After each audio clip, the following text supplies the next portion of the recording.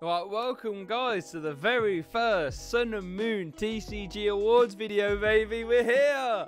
I'm actually so excited to get this video series started. So, what we basically are doing here at the Sun and Moon Awards is we're taking a look back. Now that the Sun and Moon blocks has all been printed and made into Sword and Shield stuff, this is it now. This is no more Sun and Moon. So I thought, what better time to have a look back at all our fond memories of us playing these older cards that we've known and loved for so long. And let's actually rank them, you know, let's decide which was the best non-inject attacker, which was the best Oko merchant, which card had the best artwork. And that's what I want to do here with this video series, okay? Now, but it's not just me choosing. No. I made up a big, long Google Doc, okay? That had all these questions. So, best non-inject attacker, well, whichever ones did we have? Best deck, best support ability, best attacking ability, all that good stuff, okay? Big document. And I sent it out. And I had over 270 responses, which is insane. I was hoping to only get 100. And we got 278 back. Obviously, so everyone on Verbank, Twitter, YouTube, thank you so much for voting #1. That's the first thing, because without you, this video series would be a load of rubbish. But you all guys came through, and I love that. I love that so much. From the bottom of my heart, thank you so much for getting involved.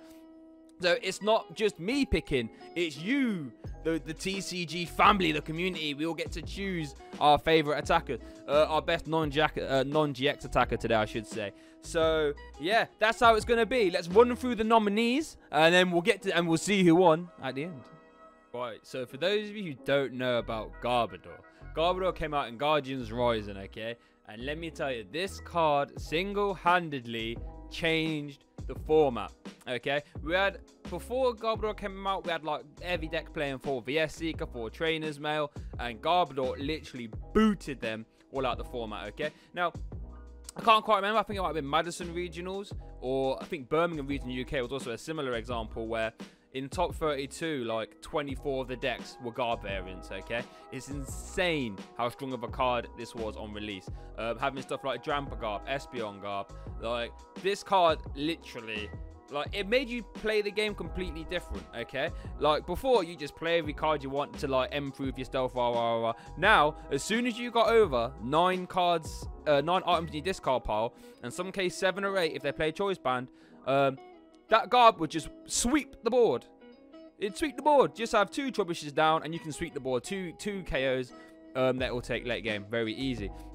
Not only that was it a sort of force to be reckoned with when it first came out, it always stayed relevant all the way up to release. Sort of having your BuzzGarb Shrine deck sort of be the sort of day 1 secret deck at Worlds last year, I think it was, or the year before. Yeah, attacking for 1 energy, threatens 1 shots. You know, what's not to like? Decent HP as well. So yeah, GARBODOR, absolute monster. And it still remains to be a monster and expanded as well. Like, Garb was insane. Like, if you weren't playing back then, it's hard to sort of get across how strong and powerful GARBODOR was.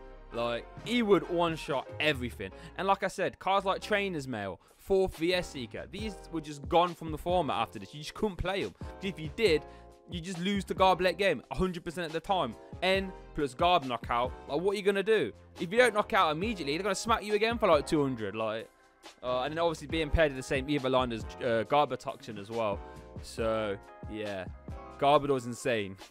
Right, so next we got BUZZWOLE from Forbidden Light. Now, this card was kind of interesting in the fact that when it came out, everyone was like, yo, this is a Zoroark Destroyer. Like, as soon as they take 2 prizes, you just one-shot them back. Obviously, when it came out, cards like Max Elixir and Strong Energy stood as well. So, obviously, Sledgehammer was the build around 1 for 120 if your opponent has actually 4 prizes remaining. And on face value, it doesn't seem that strong, right? But in reality, it actually is. Like, having that really powerful swing turn is insane, especially when stuff like Strong Energy existed as well and Shrine of Punishment. Like I said with the GARBODOR video, sort of being the cornerstone of that sort of day 1 Worlds deck, that BuzzGarb Shrine that just had strong non-GX attackers that would just do silly damage output. You know, really tanky, 130 HP as well. And even at one point, Baby Buzz was his own cornerstone of his own deck. It was just 3 Baby Buzzes. I think it was Michael Pramrot that championed that. So yeah, super strong and remains strong now. Not only that, moving forward from that format, the BuzzGarb Shrine format, being a cornerstone in ZAPDOS as well.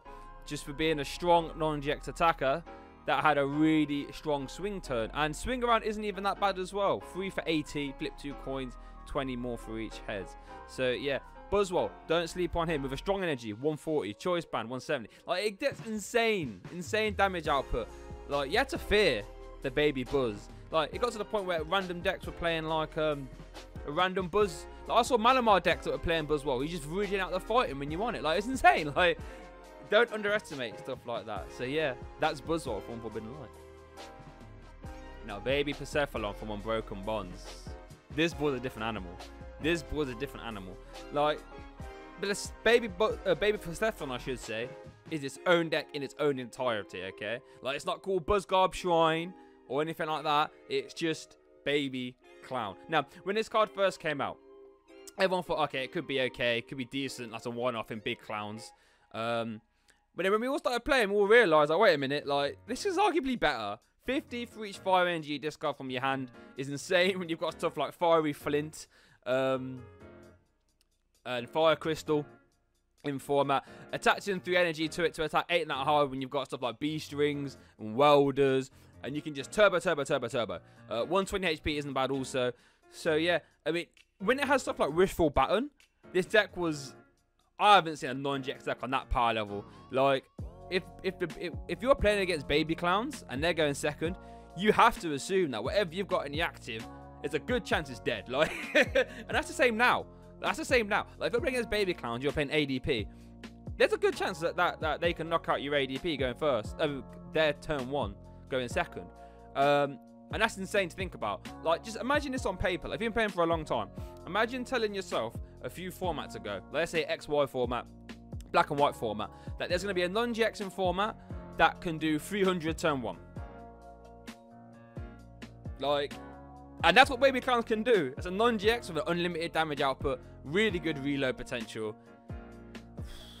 That was a different monster, baby clown. Oh my lord. And now we've got White KYUREM from Lost Thunder. Now, White KYUREM from Lost Thunder was, for a long time, a sort of this Mystique kind of deck, championed by the sort of Belayla brothers from the UK. Shout out to you if you're watching this. Where, at the time, if left unchecked, it could just run through the meta. Like, imagine this when Big Clowns was a big threat. And it just said goodbye to that. But not only that, was it not just a counter deck. On its own, it was doing 160, 190 with a ban. Like, oh, my lord. Super strong. And these non-GX cards, when they're sort of going, when they're threatening one-shots, doing the insane damage output, like, it's just incredible. And White KYUREM was that for the longest time. Again, it might not have had the biggest of showings, but what I did find of White KYUREM, its conversion rate in regionals and cups was super high, super rewarding again if you can get it to work. I think it might go down as one of those cards I don't think we played enough of, in all honesty. I feel as if people clocked onto its strength before and worked hard to play it, I think it could have been a lot better. But it's definitely worthy of a spot here. Best non-GX attacker. Right, round it up now. We've got GRANBULL from Lost Thunder. Now, GRANBULL's an interesting one. I wouldn't say it's ever had the sort of straight oppression and straight dominance as some of the other cards on this list that we've got here. But what GRANBULL did do, especially when it's at its heyday, when it had like choice band and stuff, it was a non-GX that would threaten knockouts left, right, and center. Like, and it wasn't even that hard to do. Like, let's say with baby clowns, for example, they have to like fill their hand up, get the energies and stuff. GRANBULL didn't need to do that. GRANBULL, if left unchecked, just go 190, 190, 190, 190. Like, and that's just super strong. That sort of output is insane. Like going like turn 2, bang, 190, bang. Being really bulky too at 130 HP stage 1. You know, All Out was an incredible attack, and a lot of high level players really champion GRANBULL. I mean, I'm not a high level player, but I love GRANBULL. Don't get me wrong. Like, I love playing GRANBULL. Because it makes you keep your head ticking. You have to always think what you're going to do, But so rewarding as a card as well. And going 190 a turn is insane. So that's GRANBULL. Right, so you got GIRATINA from Lost Thunder. This is probably the card that I've got the most playtime with. And what GIRATINA's sort of done is become the cornerstone for non-GX decks, right? And what I mean by this, like, if you're a non-GX deck, or a non-GX attacker, I should say, you have to think, am I better than 130 HP on a basic, number 1? Number 2, do I do more than 130 damage for 3 energy? And can I just bring myself back? Like, you have to imagine, like, so many non-GX decks have just been pushed out of the format because it's just not as good as GIRATINA. Like, there's no point in playing it, right? Distortion does an insane ability. It's the first time I've seen a bit like that ever. that means you can just afford to play 2 of your chosen attacker and get it unlimited. Like, I think for Harrogate reasons, I'd like to say, I played Malamar, Giratina, Shrine, and only playing 2 of your main attackers just frees up deck space, right? The sort of drawback of putting 4 damage counters on one of your Pokemon is almost negligible, because most of the time you just end up putting 4 on yourself anyway, because you want to encourage the knockout almost, right? Because you can just get them back anyway.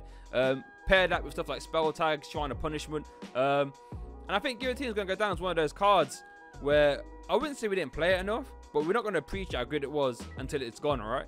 Like, I know this rotates at the same time as Malamar, but a non-ejector gets itself back every turn, has 130 health, and does 130 damage for 3. Like, it's insane. Oh, and resist fighting as well can come up. Like, Giratina can just punch holes. Like, the reason Malamar's been able to be so successful for so long is just because Giratina is probably one of the best attackers I've ever seen. Like, you know what I mean? Like, being able to be armored on Jack does 130 a turn and can sprinkle some damage counters every now and then. And get myself back and spread damage with the ability as well. Like, it's actually insane. Like, I just recording this, I forgot that the Distortion Door puts damage on as well.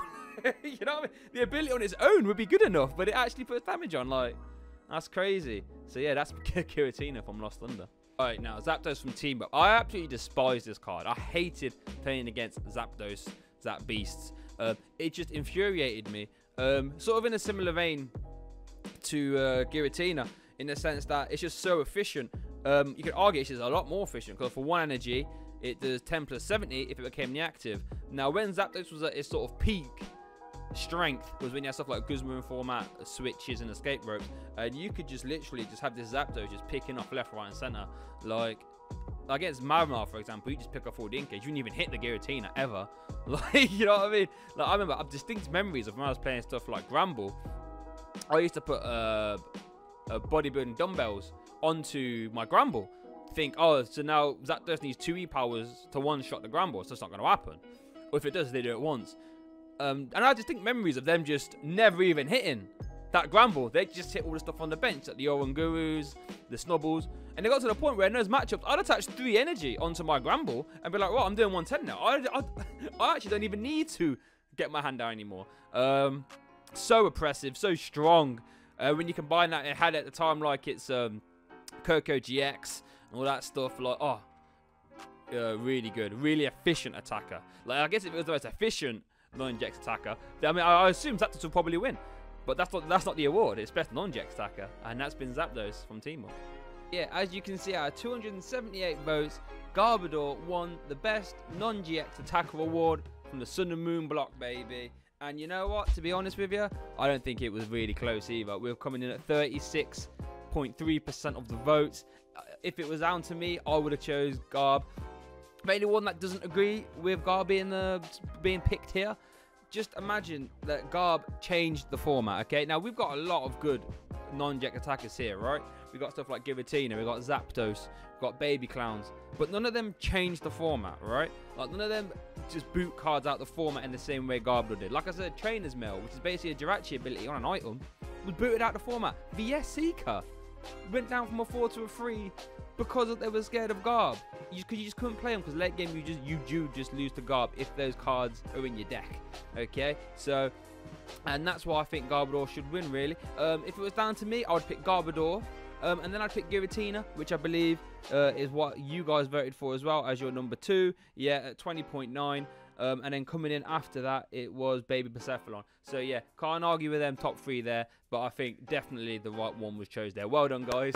Done well there, good choosing. So yeah, that's been the best non-Jex attacker award. Thank you so much for watching. Leave it in the comments if you don't agree with me. Leave it down in the comments. You know, let me know what you think, who should have won, or if you feel as if I'll maybe even miss someone off the list entirely. Let it know in the comment. But thank you guys for watching, and stay tuned for the next one. Hey guys, thanks for watching that video, much appreciated. Really hope you enjoyed it. If you did, please don't hesitate to subscribe. I try and put out as much stuff here as I can. Full deck profiles plus games, topic conversational pieces regarding anything in the TCG. Check out my Twitter, check out my Facebook. That's where you get most of the updates, sort of see what's going on behind the scenes, all that good stuff. Also check out the SoundCloud for the full bi-weekly podcast. if you're interested, if you like the conversational pieces, go check that out. But yeah, thank you so much for watching, and I hope you have a good day.